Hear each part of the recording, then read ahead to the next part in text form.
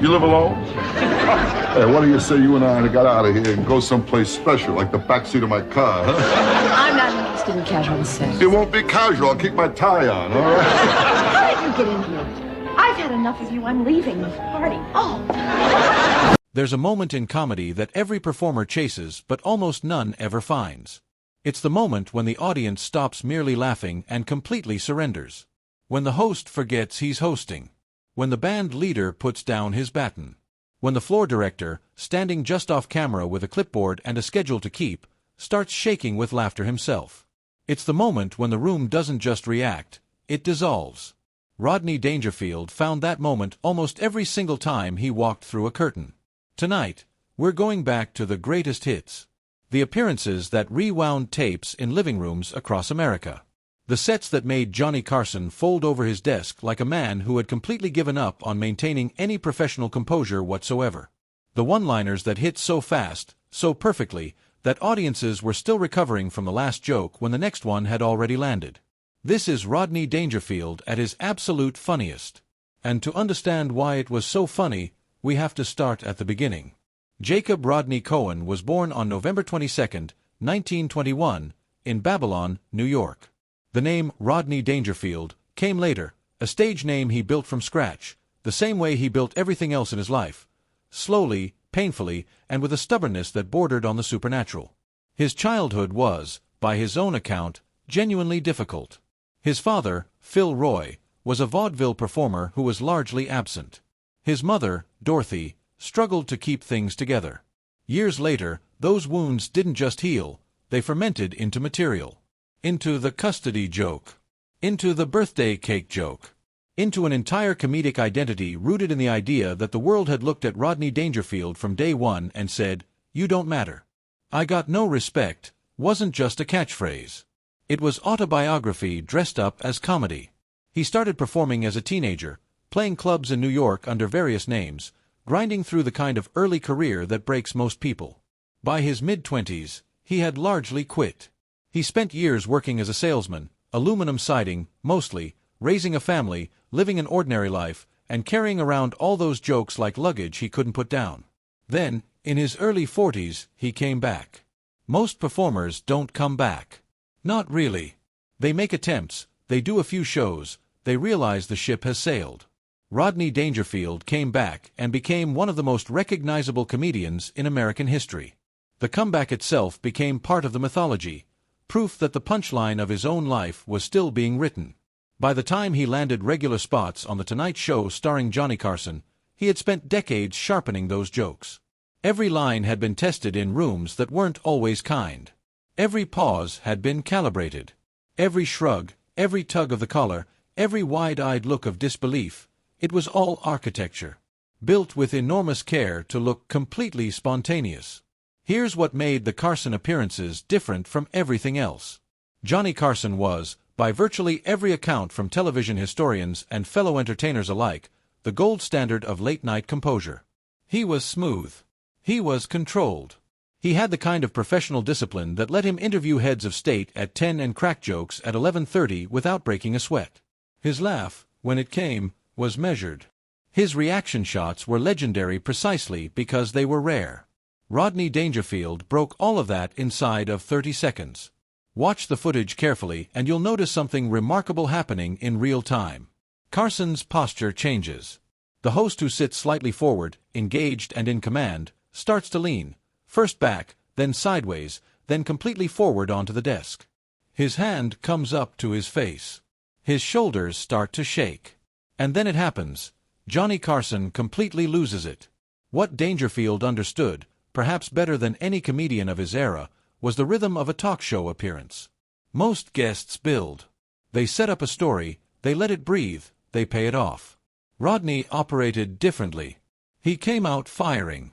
No warm-up, no small talk that actually went anywhere, no gradual escalation. He walked out and immediately put a joke into Carson's chest like he was already 20 minutes into the best set of his life. The drinking jokes came first, usually. Safe enough to get the room loose, specific enough to feel personal. "I don't want to drink, 'cause I'm a bad drinker. When I drink, the next day I got to do two things. I got to try and locate my car, and I got to bring back the car I took. The room goes. Carson goes. And now Rodney has complete control. But here's the genius move. He doesn't let the laughter land. He doesn't stand there basking in it, adjusting his tie, nodding along like a man who just said something smart. He keeps going. The next line is already in the air before the laughter from the last one has peaked. He's stacking. He's compounding.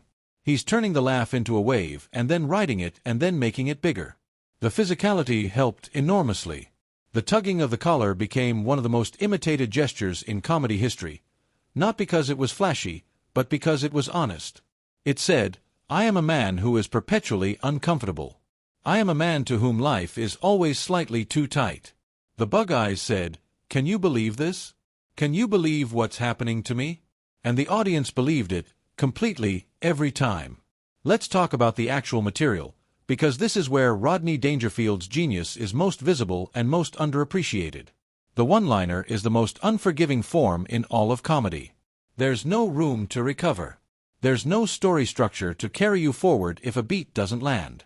Every single sentence has to work, completely, on its own. Dangerfield operated almost exclusively in this form and operated in it at a volume and a pace that was, frankly, almost incomprehensible. Consider the construction of something like the birthday cake joke. I was poor growing up. My old man, on my birthday, he showed me a picture of a cake. I sat there all day trying to blow out the candles. 3 beats. 3 sentences. The first establishes the world. The second sets up the cruelty. The third pays it off with an image so specific and so absurd, a child blowing at a photograph, that it's impossible not to see it.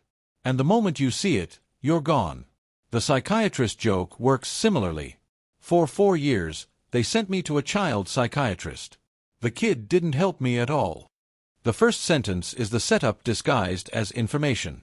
The second sentence is the reveal, a single word, kid, recontextualizing everything. You thought he was the patient. He was. But so was the psychiatrist. The joke dismantles your assumption in exactly 6 words. Then there are the self-deprecating marriage jokes, which formed the backbone of probably 60% of his Tonight Show material. My wife and I, we made a deal, we only smoke after sex. I got the same pack now since 1975. The joke works on 2 levels simultaneously. On the surface, it's about frequency, or the lack of it. But underneath, it's about the sadness of a man describing his most intimate relationship in terms of arithmetic. The year 1975 is the masterstroke, specific enough to be devastating, far enough back to be absurd. My wife does have sex. She screams, especially when I walk in on her. The pause before the pivot is everything. You hear the beginning of that sentence and your brain does what brains do. It fills in the expected ending. Then the actual ending arrives and collapses the assumption. That cognitive collapse, that moment where your brain says wait and then oh, that's the laugh. Dangerfield triggered it over and over again, reliably, like a machine. Comedy scholars, including longtime academic researchers who study humor theory, have pointed to the incongruity resolution theory of humor to explain why this kind of joke works so consistently. The brain detects an incongruity, scrambles to resolve it, and when the resolution arrives through the punchline, the relief expresses itself as laughter. Rodney Dangerfield was an intuitive master of this mechanism before most people had given it a formal name. What made Dangerfield's comedy more than just a collection of good jokes was the framework they all lived inside. The no-respect persona was a complete worldview. It wasn't just a theme, it was a consistent fictional universe in which Rodney existed as the sole occupant of the bottom rung. His wife didn't love him. His kids didn't respect him. His doctor insulted him. His psychiatrist insulted him. Strangers insulted him. Even the universe itself seemed to be in on the joke. Things fell apart, his car got taken, his photo frightened horses. This consistency created something extremely rare in stand-up comedy, a character. Not a prop character or an exaggerated caricature, but a fully realized person with a coherent internal logic. When a new joke arrived, the audience didn't need any setup. They already knew who Rodney was. They already knew what his wife was like, what his family thought of him, what kind of luck followed him down the street. Every new joke was just another chapter in an ongoing story they'd been following for years. This is why the relationship between Dangerfield and his longtime audience was so unusually warm, despite the relentlessly dark subject matter of his material. There was something deeply comforting about his misery. It was reliable. It was consistent. And it was always, crucially, delivered with that grin, that wide, knowing, slightly amazed grin of a man who has accepted his situation with total equanimity and finds it genuinely funny. That acceptance is important. The best self-deprecating comedians throughout history, and there is a long and distinguished tradition running from Dangerfield through Richard Lewis through Gary Shandling through a great deal of modern comedy, share one essential quality: they are not asking for sympathy. They are not performing sadness. They are inviting you into their perspective and saying, "Isn't this something? Isn't the gap between how things should be and how they are just absolutely extraordinary?" Rodney Dangerfield widened that gap to canyon proportions and then shrugged at it. To fully appreciate what Dangerfield was doing on those Carson appearances, it helps to understand what The Tonight Show was in the cultural landscape of that era. In the 1970s and 1980s, before cable fragmented television audiences into 1,000 smaller streams, The Tonight Show was a genuine cultural institution. Ratings that would be considered historic today were routine. A strong performance on Carson could change a comedian's career overnight, and frequently did. The show was, in a very real sense, the largest comedy stage in America, and it operated 5 nights a week.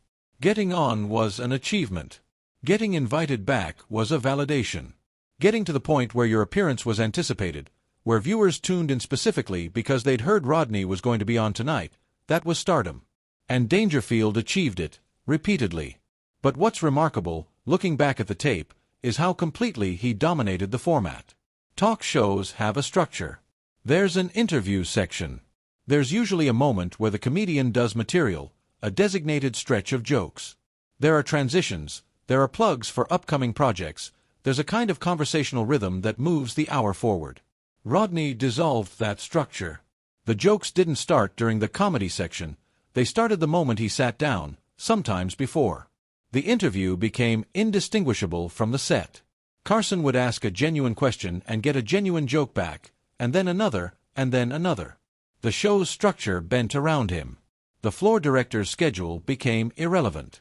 All that mattered was what was happening right here, right now, in this specific moment between this specific comedian and this audience that had completely given itself over. Johnny Carson, by multiple accounts from people who worked on the show, would frequently describe the Dangerfield appearances in the days afterward. He wasn't just a good guest. He was a phenomenon. By 1980, Rodney Dangerfield had already been a beloved stand-up comedian and a reliable Carson fixture for more than a decade. But something larger was about to happen. Caddyshack, released in July of 1980, introduced Al Czervik to the world, a brash, loud, nouveau riche golfer who terrorized the country club establishment with bottomless vulgarity and an absolute refusal to care about the opinions of people who thought they were better than him. The character was barely a stretch. Al Czervik was essentially Rodney Dangerfield with a golf cart and an expense account.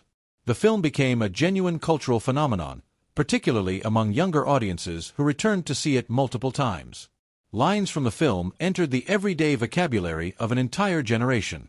And suddenly, Rodney Dangerfield wasn't just the Carson guy, he was everywhere. He was on T-shirts. He was being quoted at lunch tables. Teenagers who had never seen a Tonight Show appearance knew exactly who he was. This crossover achievement, from beloved comedian to genuine mainstream cultural figure, is rarer than it sounds. Comedy is deeply generational. What makes one generation helpless with laughter often lands flat for the next. The fact that Dangerfield bridged that gap so cleanly, that his persona translated from late-night talk show to studio comedy film to MTV-era music video without losing anything essential, speaks to how fundamental his appeal was. It wasn't generational. It was human. His 1983 album, Rappin' Rodney, a comedic rap record, years before rap had penetrated mainstream white America's cultural consciousness, reached the top 40 and came with a music video that received heavy MTV rotation. The man was in his early 60s. Any honest account of Rodney Dangerfield has to spend some time with what he talked about in interviews when the jokes were set aside. He was candid, throughout his career and especially in later years, about his struggles with depression and anxiety. He spoke openly about years of difficult relationships, about the psychological weight of a childhood largely spent feeling unwanted, about the ways in which performing provided him something that ordinary life couldn't quite offer. On stage, the world's indifference became material. Off stage, it was just the world's indifference. There's a particular kind of honesty that certain comedians carry, a willingness to look directly at pain and transform it rather than turn away from it. Richard Pryor had it. Robin Williams had it.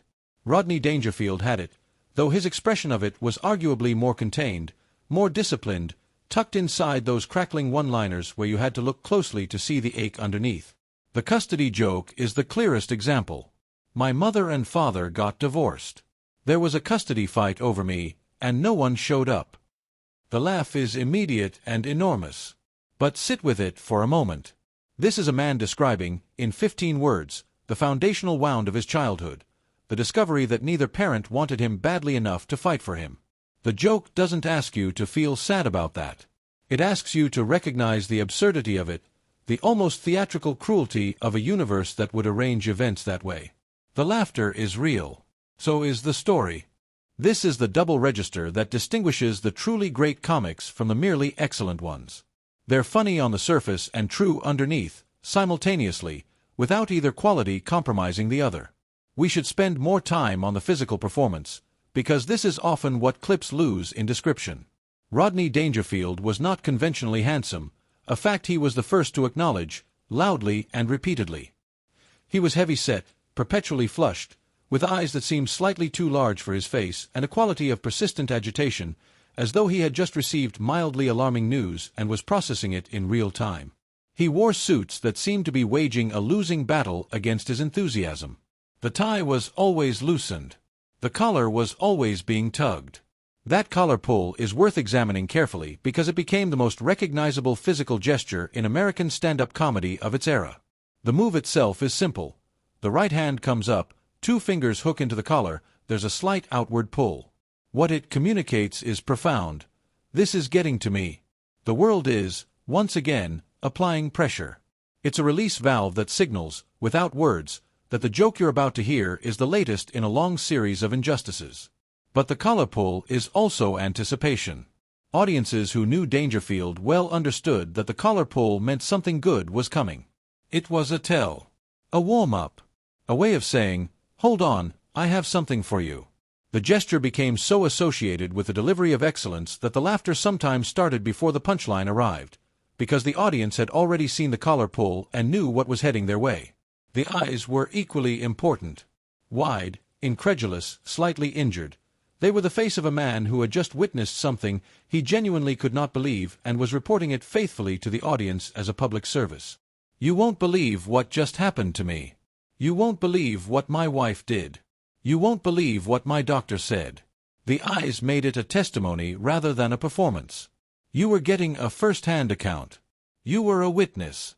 Rodney Dangerfield passed away on October 5, 2004, at the age of 82, following complications from heart surgery. He had, by that point, been performing in some capacity for the better part of 6 decades. The tributes that followed were extensive and genuinely felt. Among comedians who came up after him, a list that includes Jim Carrey, Adam Sandler, and many others who have cited him as a direct influence, the sense of loss was real and specific. Not just the loss of a great comedian, but the loss of a particular kind of comedian. The one-liner master. The guy who could do more in 30 seconds than most people could do in 30 minutes. Adam Sandler, who worked with Dangerfield and spoke of him with evident affection, described him as someone who made the comedy look effortless while operating at a level of precision that was anything but. Jim Carrey cited the Dangerfield physicality as a touchstone, the idea that your body was a comedic instrument and every part of it was available for deployment in service of the joke. What the comedy world lost was a specific aesthetic. The one-liner form, tight, fast, relentless, without room for breath or recovery, has not exactly flourished in the decades since. Modern stand-up has largely moved in the direction of longer-form storytelling, of narratives that build over 10 or 15 minutes, of performers mining their personal lives for material that plays as autobiography. That form produces extraordinary work. But something is different. Something that Rodney Dangerfield mastered is less present. The machine gun rhythm. The joke on top of a joke. The complete refusal to let a room recover before hitting it again. There are performers working today who carry elements of that tradition forward, one-liner specialists who operate with similar density, but none of them have achieved quite the same combination of speed, warmth, and universal relatability that made Dangerfield singular. Here is what we know at the end of all of it. Rodney Dangerfield was a man who turned genuine pain into genuine laughter, repeatedly, for 50-plus years, at a pace and a quality level that has not been matched. He was a late bloomer who outpaced everyone who had started earlier. He was a self-described failure who became an institution. He got no respect, and he got all of it, and he knew the difference was mostly a matter of which day you caught him. He made Johnny Carson forget to be a host. He made entire studio audiences forget to breathe. He made people sitting at home, watching on sets that weren't even in color yet, spit out their drinks and rewind the tape and watch it again and then call their friends. The collar pull, the wide eyes, the loosened tie, the slight disbelief, always, at the specific cruelties of his life. The birthday cake with no candles, the child psychiatrist who was a child, the wife who left the parrot in charge of security, the car he had to return. That's the story of my life. No respect. He said it every time. He meant it every time. And every time he said it, a room full of people who had their own lives and their own humiliations and their own moments of feeling invisible and overlooked and underestimated, laughed, completely, with relief and with recognition. That's the trick. That was always the trick. It was never really about him. It was about everyone who'd ever felt like the punchline. He just had the courage and the craft to say it out loud.